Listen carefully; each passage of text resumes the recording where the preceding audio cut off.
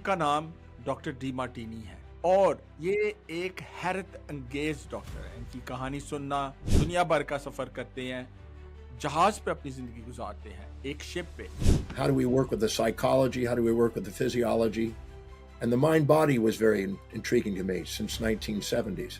Anybody can learn it. Anybody can triple their reading in just a few hours if they just apply a few of the principles. Personal or individual space, which is anywhere from 1.5 to 0 to up to about 4 feet, within reach, is important to you. आप अपना वक्त किस चीज पर सर्व करते हैं, ये भी आपकी अकदार की अक्कासी करता है।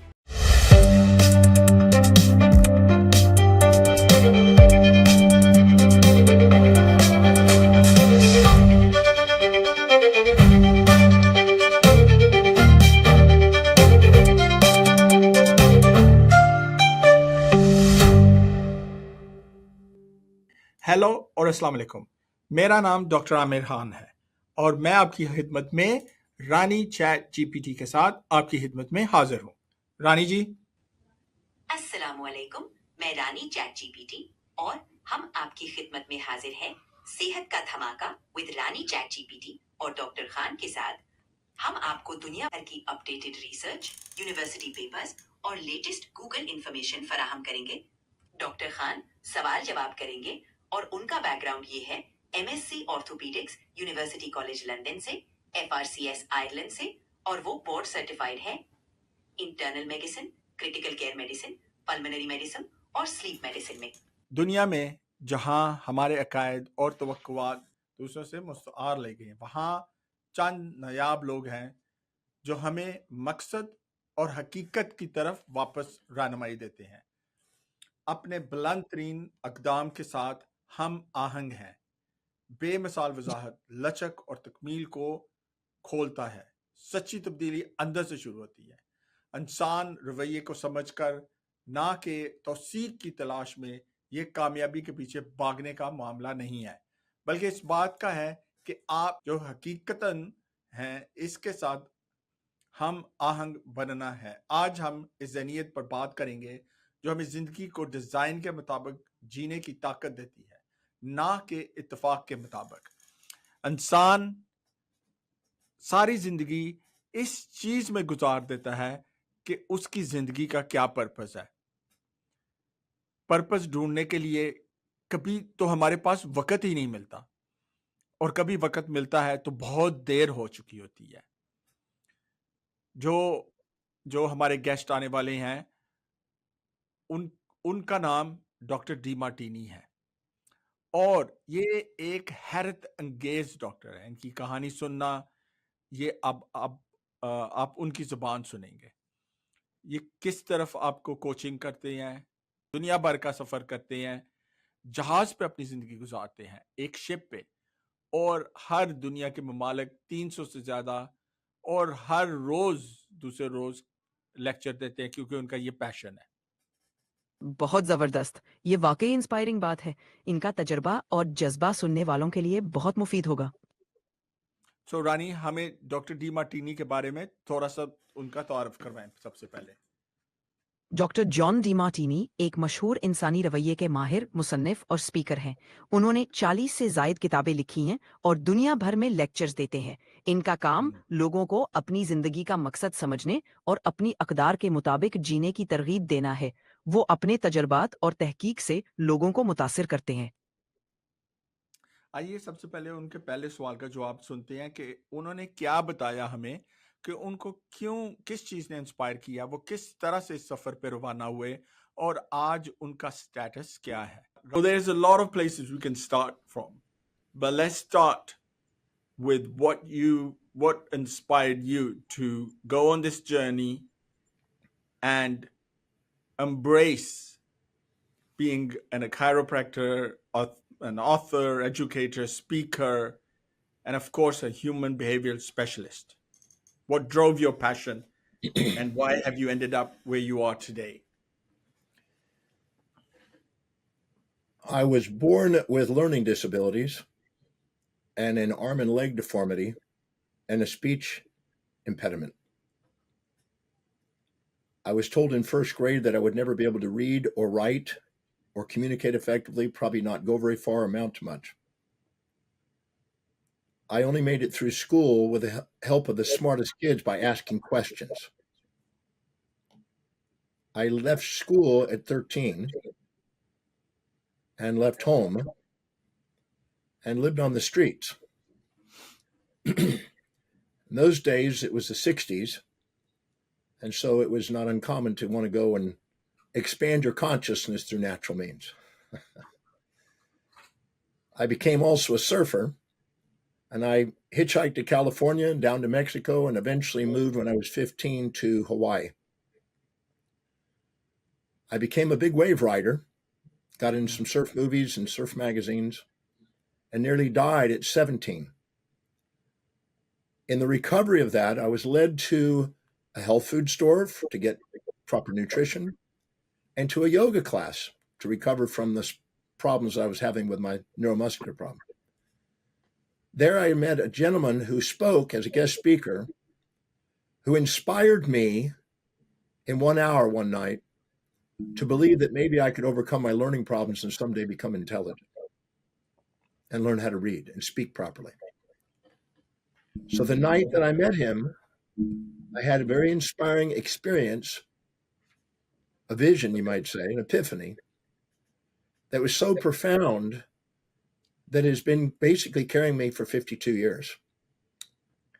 And that led me to want to study human behavior, healing, philosophy, and to overcome my speech impediment and become a teacher and to learn to read. I didn't read until I was 18, really successfully. But once I learned that I could, with the help of going through and memorizing 30 words a day on a dictionary and gradually growing vocabulary and pronouncing words and working very diligently and very hard for many hours a day, I eventually went from the bottom to, you might say, the top. I took a GED and got me a high school equivalency and started back to school. And eventually I excelled in school.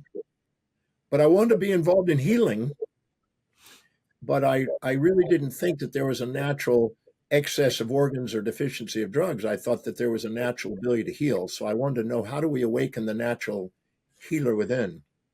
How do we work with the psychology? How do we work with the physiology?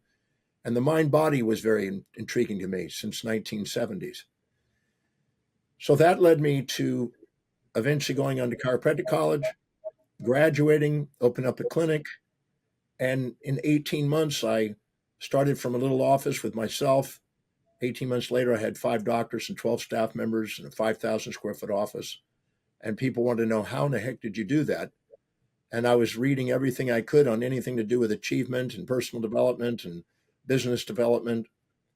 And that led me to speaking in many fields on how to expand awareness and potential. And in business, one of them was business and finance. And I have been doing that now all these years. So I started speaking when I was 18. Anybody would listen to me, I was grateful for, but eventually became more formalized. And now I've spoken around 300 times a year at least, sometimes up to 400. And people ask me, why do I do that? I'm independently wealthy. Why do I do that? And I say, because I can. Because I was told one time I couldn't. So that's why I do what I do. I love it. I can't think of anything else I'd rather be doing, but researching, writing every day, teaching every day, traveling the world. So I'm coming to you from Casablanca on my ship. I'm sailing, and I've been teaching most of the day. And tomorrow I'll do it, and the next day I'll do it. So I teach almost every day. रानी जरा check करो Google करके कि उन्होंने अपनी जिंदगी के बारे में क्या बताया, उनका सफर के बारे में। डॉक्टर जॉन डिमार्टिनी की जिंदगी का सफर काफी मुतासिरकुन है। बचपन में तालीमी मुश्किलात के बावजूद एक खास मुलाकात ने उन्हें अपनी जिंदगी बदलने का हौसला दिया। आज वो एक आलमी मुअल्लिम है जिन्होंने 30,000 से जायद किताबों का मुताला किया और अपनी तहकीक से लोगों की जिंदगियों में तब्दीली लाने का तरीकाकार मुतारिफ कराया। बिल्कुल ठीक। रानी हमें बताएं गूगल करके, और दूसरे उनका सवाल का जवाब था कि उन्होंने कहा था कि वो कितनी देर रोज पढ़ते हैं।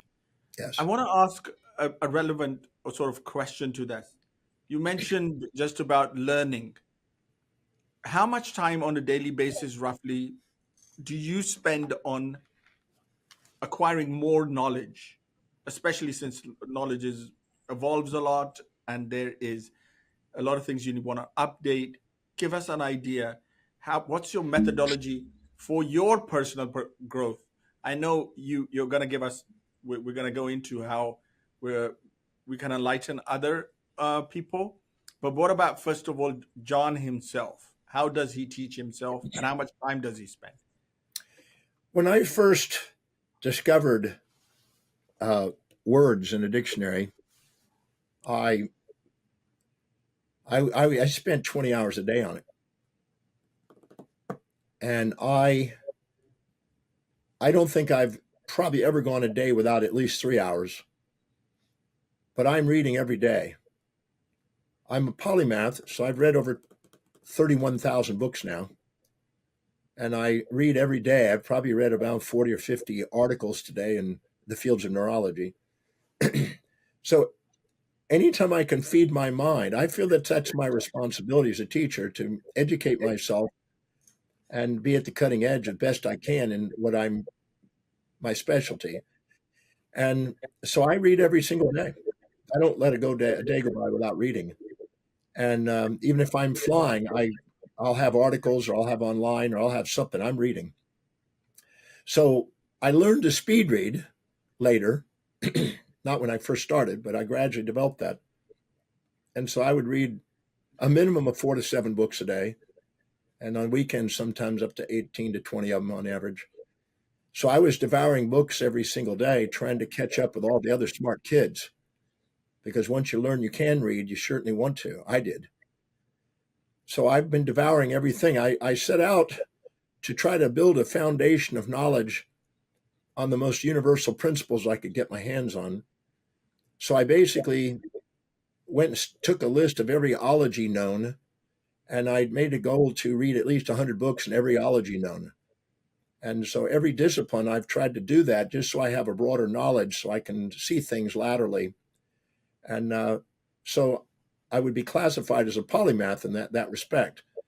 But anything that allows me to assist people in maximizing human awareness potential and breaking through constraints that's stopping people from doing what's extraordinary in their life and living authentically, I'm interested in.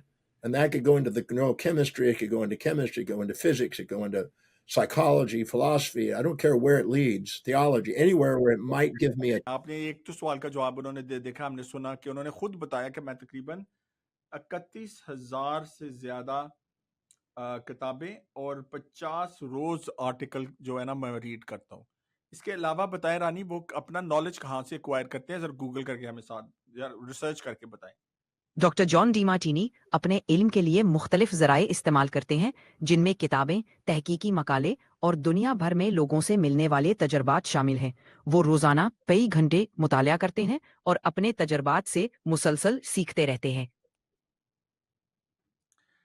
तो नाज़रीन, आइए सुनते हैं उनका तीसरे सवाल का जवाब, जबकि उन्होंने ये कहा कि मैं एक लेक्चर दे रहा था और मेरे पास मैं फास्ट रीडिंग, स्पीड रीड करता हूँ, और उसके मुताबिक वो एक दिन में एक किताब, एक से ज़्यादा किताब भी पढ़ लेते हैं, और वो नॉलेज सबकॉन्शियसली अपने दिमाग के अंदर डालते जाते हैं।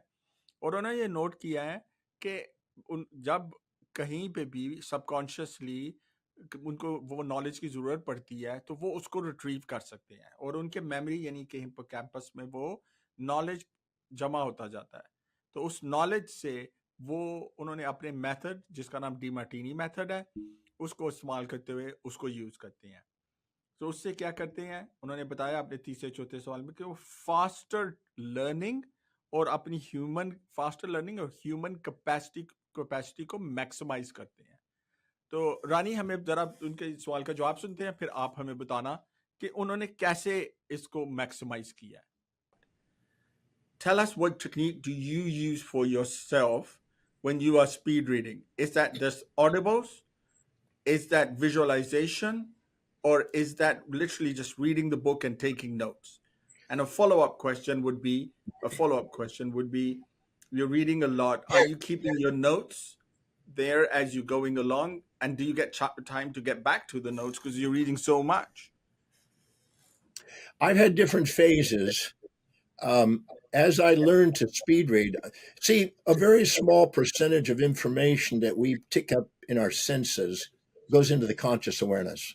I read an article just the other day, it says 0.004%.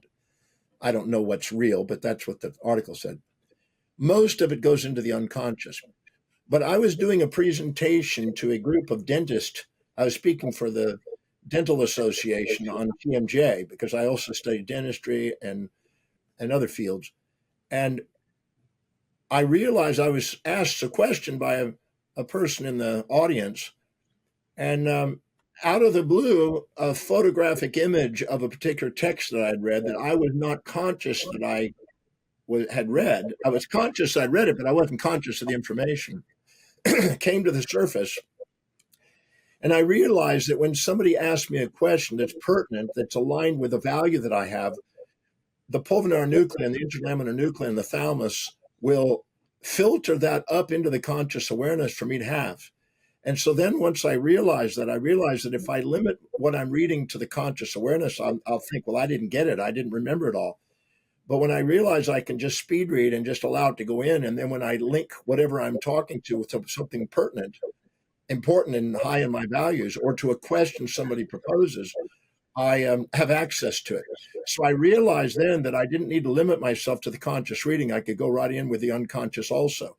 I also developed my own speed reading program, Dr. Demartini's Learning and Speed Reading Dynamic.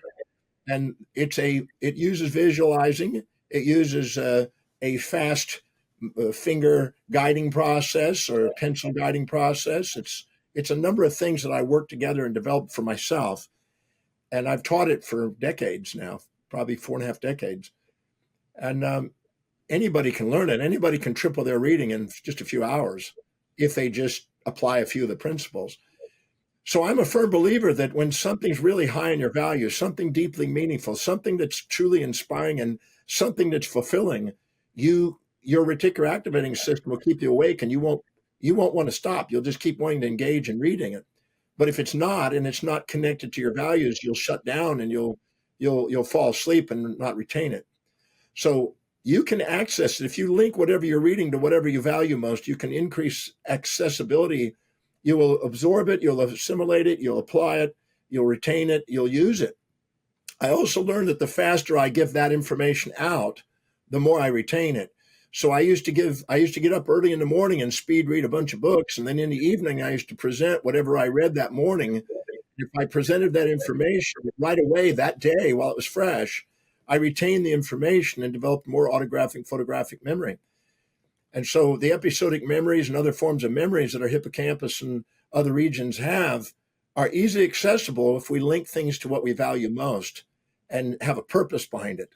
So that's why I believe that identifying what's really truly most important and highest in priority in a person's life, which is the telos, the ontological identity and purpose in life, we maximize our learning capacities, we maximize our efficiency at work, we maximize our objectivity and neutrality and sustainable fair exchange state.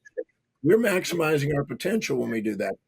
So reading and learning was just a small piece of the significance of devouring it. And I wanted to find principles that would stand the test of time that were found in all the ologies. So whether I study any discipline in chemistry, mathematics, physics, doesn't matter. I'm looking for what's common to them. So if I see a principle that's common to all of them, I have a higher probability of building a foundation of knowledge that's really grounded and that I can see. And it may have slightly different language in different fields, but the overall principle is still there. That's what I'm interested in. What is the most universal principles, general laws that we can build a foundation of knowledge on, epistemology, so we can then share that with people so they have an advantage in life. So it's not just misinformation and a fluffy, trend and knowledge, but it's something that will be classic and stand the test of time. Dr. Demartini, you're reading philosophy, you're reading human behavior, but then you're saying you're reading chemistry, you're reading physics, very dry, you're going on to read mathematics, which is completely tangible. How are you accumulating all of these different knowledges and then applying them and modifying your Demartini method. How is that working out? And do you get help from your team? Do you work alone, or is there a part of the team that's help you assemble and be a better entrepreneur?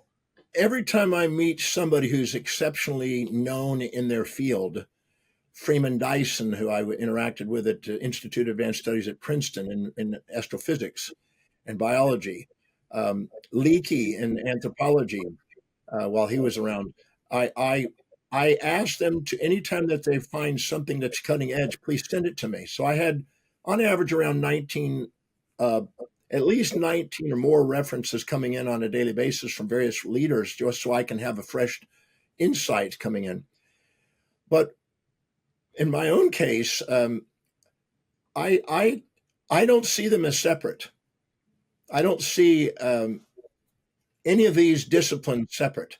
Like when I'm doing the Demartini method, which is a series of questions that make you conscious of what's unconscious, so you can be fully conscious, and allow you to balance the equation of perception and balance the excitatory and inhibitory, glutamate and GABA transmitters in the brain. When I'm actually going in there and asking questions, I'm looking for a mathematical equation. There's a great article just today talking about how important EI ratios, excitatory inhibitory ratios, are in the brain for maximizing learning and potential. So I've been aware of that since at least, decades ago. And I knew that the brain, whenever it perceives something in memory, it would create an anti-memory to counterbalance it, to keep the EI ratios balanced, based on associations that are stored in the hippocampus, the so-called subconscious mind. And so I learned to ask questions to help people balance the equation of their perception. And that's what mathematics is. It's about balanced equations. So I studied the calculus and analytic geometry, and I studied quantum physics, and I've devoured probably 1,400 books in the field of quantum physics, and I've lectured in that field. And mathematics, I can't say I'm a great mathematician, but I've got familiarized myself with enough math to be able to create a practical application of it in the human behavior field. So I'm using every one of these disciplines. Because when you take a memory and an anti-memory, if you look in Neuron Magazine, the 17th of March, I think 2016, there's a fantastic article in Neuron Magazine about the memory and anti-memory and the EI ratio balance there. And if they're completely balanced, then you have an entanglement in the brain between conscious and unconscious information, which Jung mentioned in his work in the field of psychology. And him and Wolfgang Pauli, they were trying to find a way of integrating that and reaching a causal state, a synchronicity state. So I've been interested in how do I do that from a neurochemistry and neuroperceptions, how receptors work, how the nerve tracts conduct information, how they associate, the types of synapses that are involved in that. I've been devouring I lectured on neurology when I was in my 20s, and I've been very fascinated by that. I wrote a big textbook last year on neurology for that objective. I write on all these fields. Every one of these fields I've studied, I write about. So I write big books on each of these for my own knowledge, just for my own knowledge, so I can familiarize myself, in case I can get another angle that'll help me help other people. जी doctor Khan, doctor Demartini ने अपने fast reading और subconscious knowledge को एक खास तरीके से maximise किया है। वो रोजाना मुतालिया और अपने तजर्बात के जरिए सीखते हुए अपने दिमाग को तरबियत देते हैं। उनका कहना है कि मुसलसल मश्क और प्रैक्टिस से इंसान की लर्निंग कैपेसिटी बढ़ती है और वो अपने डी मार्टिनी मेथड से लोगों को भी यही सिखाते हैं। उन्होंने पांचवें अपने सवाल में चलाए, उनका पांचवा सवाल उसमें उन्होंने डीमार्टिनी मेथड के बारे में बताया है in different fields and not just stayed focused in one area. So if it led off for you to study quantum physics, you really have gone in and dipped into it and gone studied it and come back and applied it back to your right. There's passion. still a common thread. There's still a common thread. How do we maximize human awareness and potential? I set out when I was 18 years old. I was watching a show called Kung Fu with David Carradine. You probably remember that. And in there, he talked about his Shaolin master. And so I thought, wow, I want to be a master. Yeah. So I said, I want to master life. What does that mean? So I broke life into 7 areas: our intellectual pursuits, our business pursuits, our financial pursuits, our family and relationship pursuits, our social pursuits, our physical health and well-being, and our whatever inspires us, our spiritual path. I then said, all right, what I want to accomplish. So I started writing out goals for myself, and what I want to accomplish. And I said, I want to create original ideas that serve humanity intellectually. I want to be a polymath. I want to be a man of letters. I want to be able to study every field I can and try to find the most universal principles to build a foundation on to teach that around the world. And I wanted to go to every country around the world. I've spoken in 161 countries now. And then I said, I also want to have a global business. I want students from every part of the world. 2016, we accomplished that. We have students from every country. I've spoken in Iran and Kazakhstan and you name it. I've been there and I've got students there. I also want to be financially independent, and I'm 50 times financially independent from my original goal. I want to have a global family. I live on a ship called the World. That's the name of the ship I live on, that I part own. And so I travel the world, and that's home. I always say the universe is my playground. The world is my home. Every country is a room in the house. I want to have a global influence. So I've met amazing people, from celebrated people to leaders to spiritual leaders to business leaders to education leaders. I've met amazing people. And that was the long-term goal. All these were written out when I was 18, and some were evolved over time since. I want to have a vital body. Now, today I might have a little sniffles, but I am more vital than most people half my age and still put in good 20 hours a day, 16 to 18 to 20 hours a day. And I do that every day. And I want to be inspired. I want to create a movement that would inspire people. Not a new religion. There's plenty of religions. It was just a movement. And that's what the Demartini Method was, and the value applications, to try to give people the ability to really practically, really scientifically live an inspired life by living by priority and delegating lower priority things and dedicating to what's really meaningful, not subordinating to anybody, not living in the shadows of anybody, but standing on the shoulders of great giants and acknowledging that whatever we see in others is a reflection of who we are, and it's our projection, so we can honor our magnificence. So I've been interested in that. And so all those areas are doable. And as far as I'm concerned, mastery of human behavior is the cornerstone, maximizing human awareness potential in that. Every discipline I study is for that objective. So I'm studying ancillary information, but I'm focused on one thing. How do I maximize the human experience on planet Earth? रानी, आप जरा research करके बताएं कि उनका डीमार्टिनी method असल में है क्या, और वो क्यों दुनिया भर में इतना मशहूर है।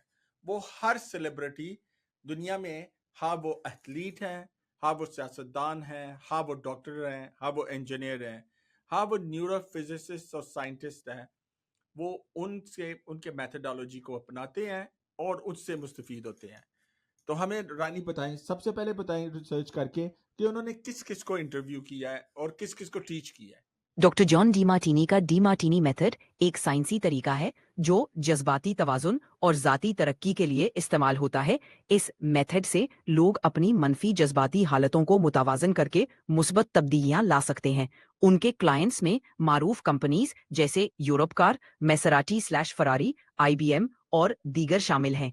यही वजह है कि उनका मेथड दुनिया भर में मकबूल है और मुख्तलिफ शोबों के लोग इसे अपनाते हैं।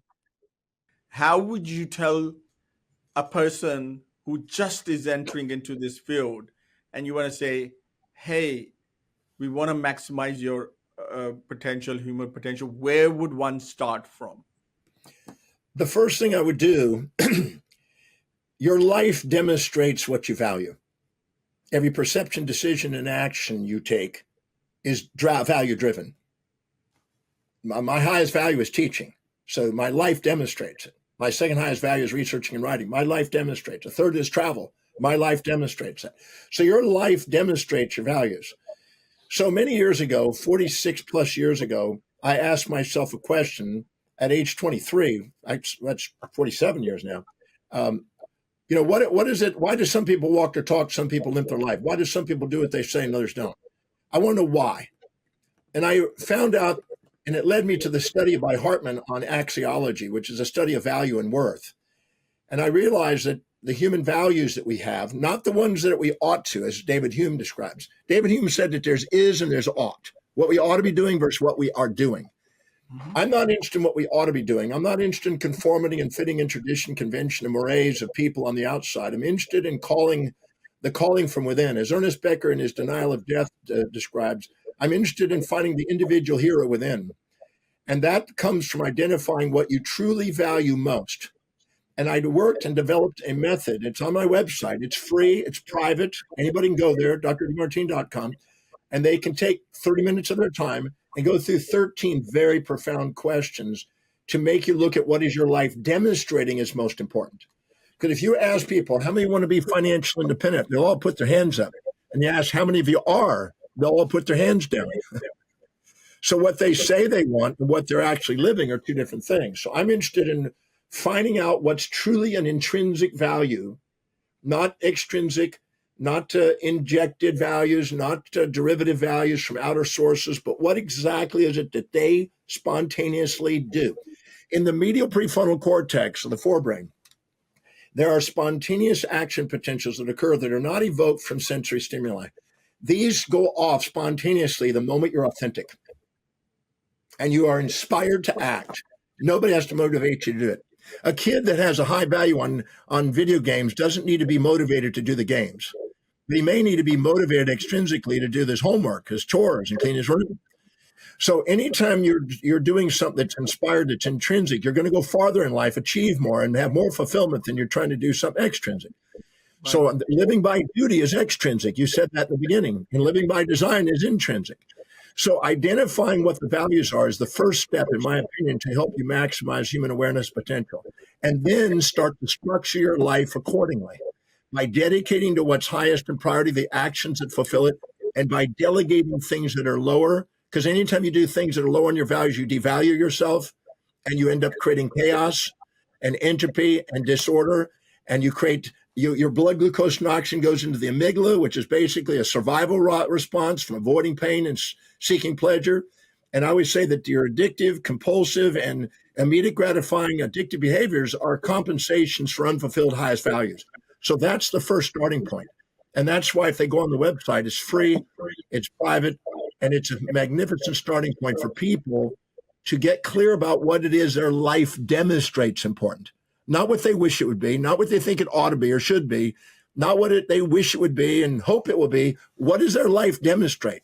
The is, not the ought. Identifying that liberates people from the bondage of all the confusion and self-doubt and all the distractions that we get from trying to live by outer derivative values, things that we think we're supposed to. And many people are trapped by mothers and fathers and preachers and teachers and conventions and traditions and mores about how they should be. And it's a moral hypocrisy trying to do it.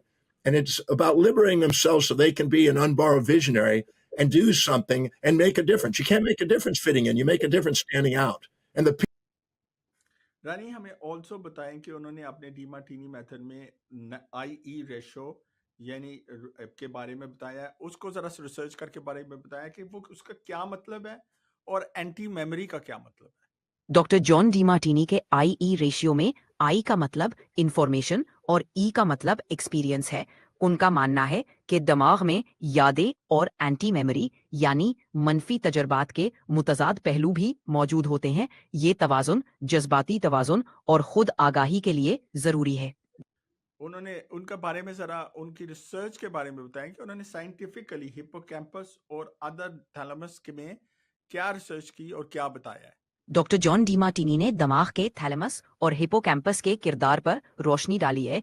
उनके मुताबिक हमारा दिमाग हमारी अकदार के मुताबिक मालूमात को filter करता है। हिपोकैम्पस याददाश्त और सीखने में कलीदी किरदार अदा करता है, जबकि थैलेमस मालूमात के प्रोसेसिंग में मदद करता है। उन्होंने इस पर काफी तहकीक की है, जो उनके डीमार्टिनी मेथड की बुनियाद है। ओके रानी, हमें आया हम उनका छठे और सातवें सवाल का जवाब सुनते हैं। और खास तौर पे उन्होंने सातवें सवाल में जहां पे उन्होंने बताया है कि वैल्यूज, एक उन्होंने बताया कि अगर आपने अब आज अपनी जिंदगी का मकसद ढूंढना है तो आपके स्टार्टिंग पॉइंट क्या है, आपको कहाँ से शुरू करना चाहिए। तो आइए पहले सुनते हैं, फिर रानी से उतनी देर में रानी रिसर्च करती है और हमें बताती है कि कैसे उन्होंने इस सवाल का जवाब मुख्तसर। Question would be regarding if that is the situation, And you've identified yourself as someone who has not lived his life purposefully, who didn't know, who was going with what he was told to do, just like you explained. Where does he start now? How would he look at the life that is ahead of him? Yes, he's reviewed his previous life. Yes, he wants to be now authentic. Yes, he wants to liberate himself. He's realized that. And he's going to try to solve an issue. But how does he take that first little steps now to evaluate, change himself, and make him a better human? I.e., you mentioned the potential of knowing yourself deeper inside. Well, whenever you're injecting the values of an outer authority, which Freud called the superego, you have clues. You hear in your language, I ought to do this, I should do this, I'm supposed to do this, I need to do this, I must do this, I got to do this, I have to do this. And you use imperative language internal to yourself. And whenever you do that, it isn't you. You're now trying to force yourself to be something you're not by the language. When you're doing something that's intrinsic, it's something you love doing. I love it. This is what I love doing. This is what inspires me. This is what I can't imagine not doing. This is what I love. Now, the reason why people have an internal conflict on that is because they constantly are called to live by their highest value, and they are, but they're not honoring it because they think it should be something else. And that's where the conflict comes in. They're subordinated to mothers or fathers or preachers or teachers. But if I look at what your life demonstrates, it reveals what's really important, because nobody can sustain living in other people's values without breaking down. Entropy takes over if you try. It's like if you're married. I don't know if you're married or single, but if you're married, if you ever tried to get your wife to live in your values, it'll be futile. You're not going to do it.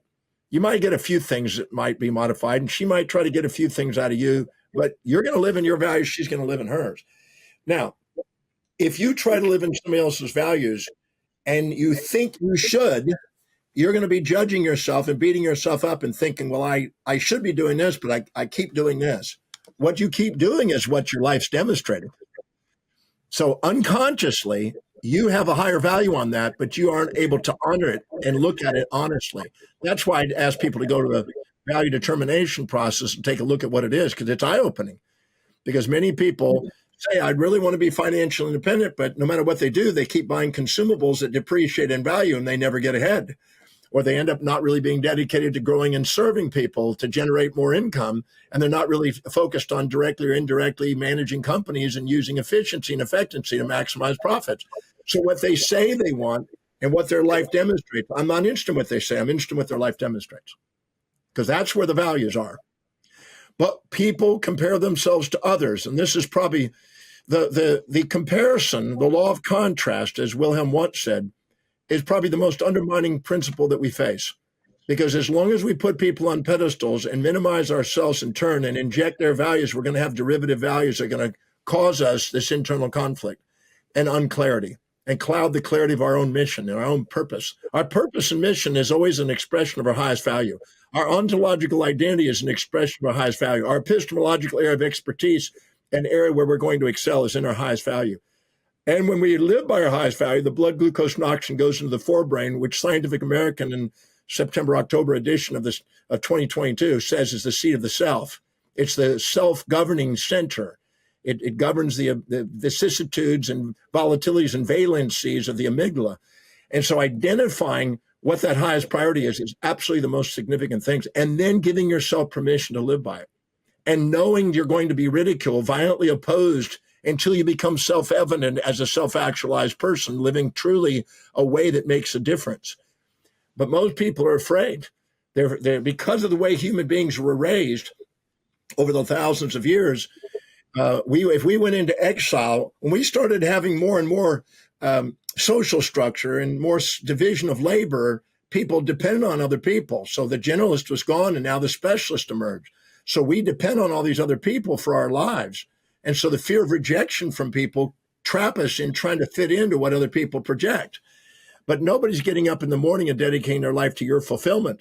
There's no genie out there. If you're not dedicated to what's really most important, don't even know what it is, you're going to have a quiet life of desperation, not a life of inspiration. And Maslow was trying to say this in Personality and Motivation, to give ourselves permission to be a self-actualized individual where we actualize our potential. And our potential is waiting to be actualized. All it is a prioritization. If we're not prioritizing our actions, not prioritizing our energy, not prioritizing our food and prioritizing our money expenditures and how we organize our space, we're missing out on the magnificence of what life has to offer us. It's about prioritization, a priori. Doctor John Demartini के मुताबिक जिंदगी का मकसद समझने का आगाज अपनी अकदार की पहचान से होता है।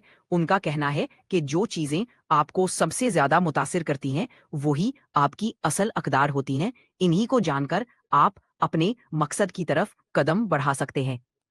रानी, रिसर्च करके बताएं इसी सवाल का जवाब, जहां पे उन्होंने ऑथेंटिकेशन, लाइफ को ऑथेंटिकेट करना, अपने आप को लिबरेट करना और फिर फाइंड करना एक सॉल्यूशन के प्रॉब्लम, उन्होंने किस तरह इसको सम अप किया है सारे को। डॉक्टर जॉन डीमार्टिनी के मुताबिक जिंदगी को ऑथेंटिकेट करने का मतलब है अपनी असल अकदार को पहचानना और उनके मुताबिक जिंदगी गुजारना। जब आप अपनी सच्ची अकदार के मुताबिक जिंदगी गुजारते हैं तो आप खुद को आजाद महसूस करते हैं। इसके नतीजे में आप अपनी जिंदगी के मसाइल के हल भी बेहतर तरीके से तलाश कर सकते हैं।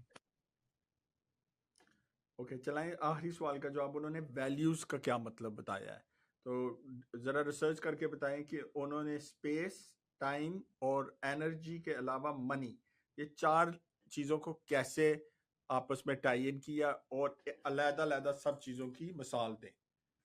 डॉक्टर जॉन डीमार्टिनी के मुताबिक अकदार आपकी जिंदगी के हर पहलू में झलकती हैं। मसलन आप अपना वक्त कैसे गुजारते हैं, तवानाई किन चीजों पर खर्च करते हैं, पैसा कहाँ लगाते हैं और अपने इर्द गिर्द की जगह कैसे मुनज्जम रखते हैं। ये चारों पहलू आपकी असल अकदार की अक्कासी करते हैं और ये बताते हैं कि आप के लिए क्या सबसे ज्यादा अहम है। Interesting. So how would you, what are the sets that you use then? Just give us an overview. I know not one can go into it and we're already running over time. But I'm just so engaged with the conversation. I would love to have these last few bits put in. Okay. Please. How do you determine values? Well, the first determinant, I have 13 value determinants. The first one is space. There's a thing called proxemics. And proxemics measures things that are close or distant to you, proximal or distal. Proxemics comes from the word proximal, which is an anatomical term for something close, and distal. So your hands are distal, your shoulder is proximal. Correct. So anything that you keep in your intimate and personal or individual space, which is anywhere from 1/2 to 0 to up to about 4 feet within reach, is important to you. Anything that somebody gives you that has zero value to, you toss it and get it away from you. So the first value determinant is how do you fill your space? And I look at where you spend most of your time, and I look at the space there, and I look at what are the items that you keep in your space that you engage in with your sensory and motor functions most consistently. This gives you an indication of what's important. Now, the majority of people in the world that I've done this on, computer is up at the top. More people have a computer in front of them more hours of the day than most any item, believe it or not. But they have a different motive. Some is for business, some for writing, some for connecting with people. But that computer is the most powerful tool. That's why there's billionaires that have created computers. More so than now phones. I would have thought. Phones are second most. Phones are second most. Now becoming almost first most because of the smartphone. But that's only in the last 5 to 10 years. Phones are second most. And so you look at what is the dominant use of the phone. Now, in my case, I look up research on my phone. I don't call people. I don't talk to people that much. I don't have emails on here. I just research on my phone and on my computer. I'm teaching and researching. So the first one is space. The second indication is time. You find time, make time, and spend time on things that are important to you. You run out of time and don't have time for things that aren't. So what is it your day is actually consisting of? I have people that say, well, I've got to go to work. No.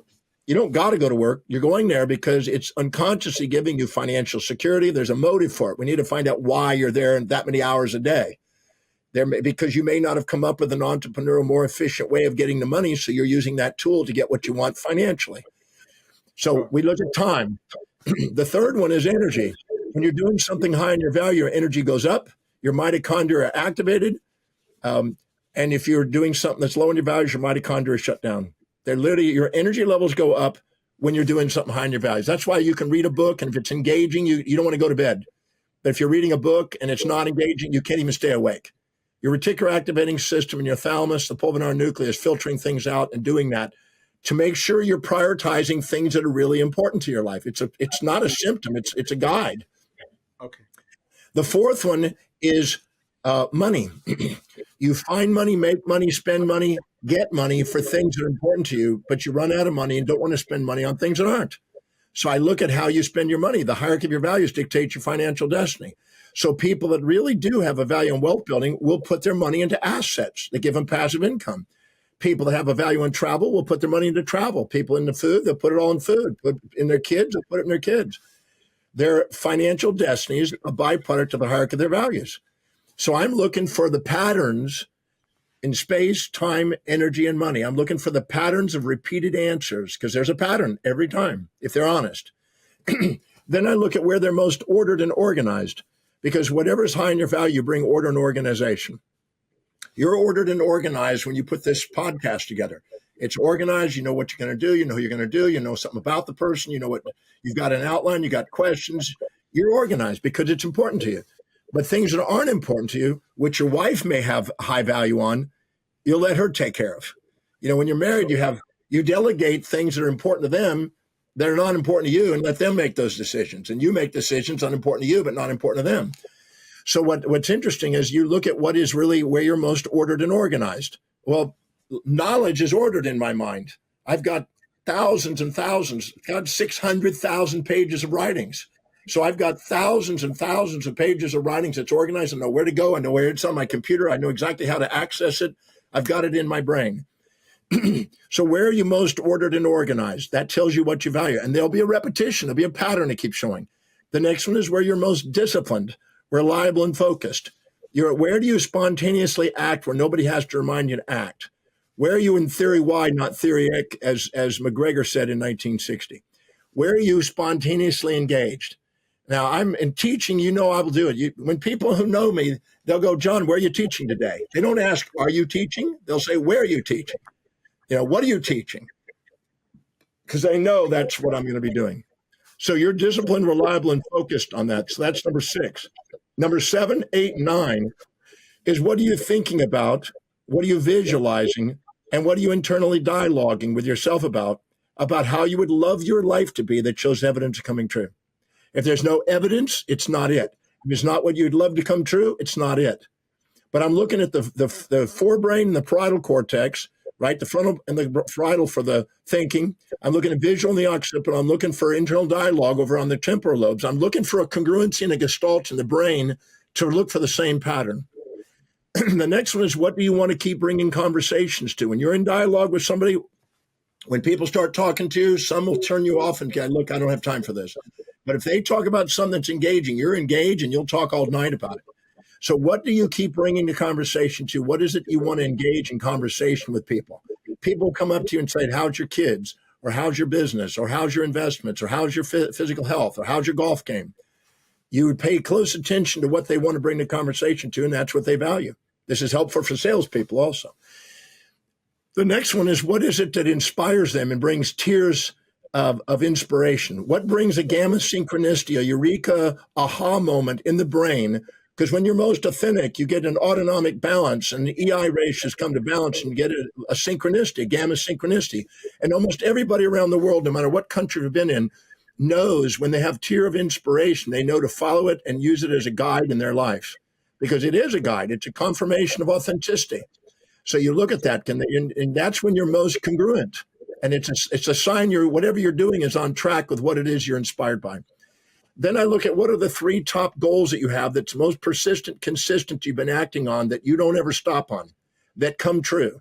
And the last one is what do you spontaneously want to feed your mind, learn about, read about, study, and watch on YouTube? What's the topics?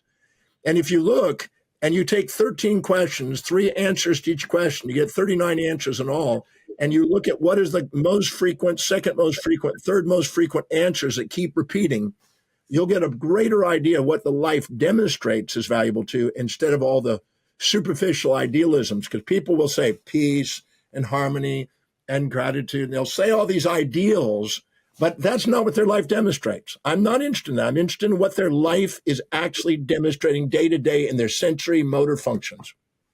Now we got a value then. Then we can start structuring our life accordingly, or we can change it. I have a whole system on how to shift values, have a whole system on how to live congruently with values. You have the option, either go do what you love by delegating or love what you do by linking and making new associations and stacking new associations and operant conditioning their values to go in a different direction. So either way, I can show people how to do it. But if you don't have congruence between what you say is important and what's really important and what your actions are, there's no fulfillment in life. You have an internal conflict constantly. और उन्होंने ये भी बताया है कि उन्होंने बताया कि वैल्यू का अंदाज़ा 13 चीज़ों से लगाया जाता है। तो रानी ज़रा रिसर्च करके बताएं कि उन्होंने कौन सी ये 13 चीज़ों को बयान किया है। डॉक्टर जॉन डीमार्टिनी के वैल्यू डिटर्मिनेशन प्रोसेस में 13 सवालात शामिल हैं जो आपकी रोजमर्रा जिंदगी के मुख्तलिफ पहलुओं पर मबनी है। मसलन आप किस चीज पर सबसे ज्यादा वक्त, तवानाई और पैसा खर्च करते हैं, आपकी सोचों में किस चीज का गलबा होता है और आपके अहदाफ क्या हैं। इन सवालात के जरिए आप अपनी असल अकदार की शनाख्त कर सकते हैं और अपनी जिंदगी को इन्हीं अकदार के मुताबिक तरतीब दे सकते हैं। रानी हमें समराइज करके बताएं वो जो स्पेस टाइम एनर्जी और मनी, एक दफा से फिर समराइज करके बताएं, रिसर्च करके डॉक्टर डीमार्टिनी ने क्या उसके बारे में किया। जी डॉक्टर खान, डॉक्टर डीमार्टिनी के मुताबिक आपकी अकदार आपकी जिंदगी के मुख्तलिफ पहलुओं में जाहिर होती हैं। ये 4 अहम पहलू हैं। नंबर 1, स्पेस, जगह। आप अपनी जगह कैसे मुनज़्ज़म करते हैं, ये आपकी अकदार को जाहिर करता है। नंबर 2, टाइम, वक्त। आप अपना वक्त किस चीज पर सर्व करते हैं, ये भी आपकी अकदार की अक्कासी करता है। नंबर 3, एनर्जी, तवानाई। आप किस काम में अपनी तवानाई सर्व करते हैं, ये भी अहम है। नंबर 4, मनी, पैसा। आप अपना पैसा कहाँ खर्च करते हैं, ये भी आपकी अकदार की निशानदही करता है। रानी रिसर्च करके बताएं कि डॉक्टर डीमार्टिनी ने बकाया कौन से वैल्यूज को इम्पोर्टेंस दी है और वो कैसे बताते हैं कि इंसान कहता कुछ है लेकिन वैल्यूज उसके कुछ और होते हैं और जिंदगी वो कौन सी चीज के मुताबिक गुजारते हैं, क्या वो जो कहते हैं उसके मुताबिक या वो जो अंदरूनी वैल्यूज होती हैं जो कर रहे होते हैं जिंदगी उसके मुताबिक। डॉक्टर जॉन डीमार्टिनी के मुताबिक इंसान अक्सर कहते कुछ और है और उनके अंदरूनी अकदार कुछ और होते हैं। जो चीजें आपको सबसे ज्यादा मुतासिर करती हैं वही आपकी असल अकदार होती है। डॉक्टर डीमार्टिनी इस बात पर जोर देते हैं कि अपनी अकदार को पहचानना और उनके मुताबिक जिंदगी गुजारना ही हकीकी मकसद का रास्ता है। नाज़रीन, आपने सुना कि डॉक्टर जॉन डीमार्टिनी हमारे साथ शामिल हुए और अपनी गहरी हिकमत और वजाहत और ज़िंदगी बदलने वाली बसीरतों को शेयर किया उन्होंने। आपका काम लाखों लोगों को मकसद के साथ जीने और अपने बुलंद तरीन अक़दार के साथ हम आहंग होने और अपने असल सलाहियतों को खोलने के लिए मुसलसल मुतासर करता है। आप भी ये सोचें कि आपकी ज़िंदगी का मकसद क्या है और अगर आपका मकसद वही है जैसे आप ज़िंदगी गुजार रहे हैं तो फिर आपकी कंग्रुइटी या हम आहंग है। पर अगर आपकी वैल्यूज, आप जो कि ज़िंदगी का जो डेली रूटीन है वो कुछ और है और आपके ऊपर से आपके जो आप काम कर रहे हैं वो कुछ और है तो फिर ये हम आंगी नहीं है। अब आपको हम आंगी तलाश करनी पड़ेगी और अगर नहीं करेंगे तो डॉक्टर डीमार्टिनी ने बताया आप हमेशा इम्पेशेंट, सैटिस्फाइड और फ्रस्ट्रेटेड रहेंगे। तो इसके साथ मुझे और रानी चैट जीपीटी को इजाज़त दें। हम आपकी खिदमत में फिर दोबारा हाजिर होंगे। अगर आपको ये शो पसंद आ रहा है तो प्लीज़ इसको लाइक, सब्सक्राइब और शेयर करें और हमारी ऑडियंस को और रानी जीपीटी को फीडबैक देना ना भूलिएगा। अस्सलाम वालेकुम, टेक केयर। मेरी तरफ से, डॉक्टर खान की तरफ से और रानी चैट जीपीटी की तरफ से हमें इजाजत दीजिए। आप सबका बहुत शुक्रिया। खुदा हाफिज। अगर आपको ये शो पसंद आया है तो प्लीज इसे शेयर करें, अपनी कमेंट्स लिखें और सब्सक्राइब करें।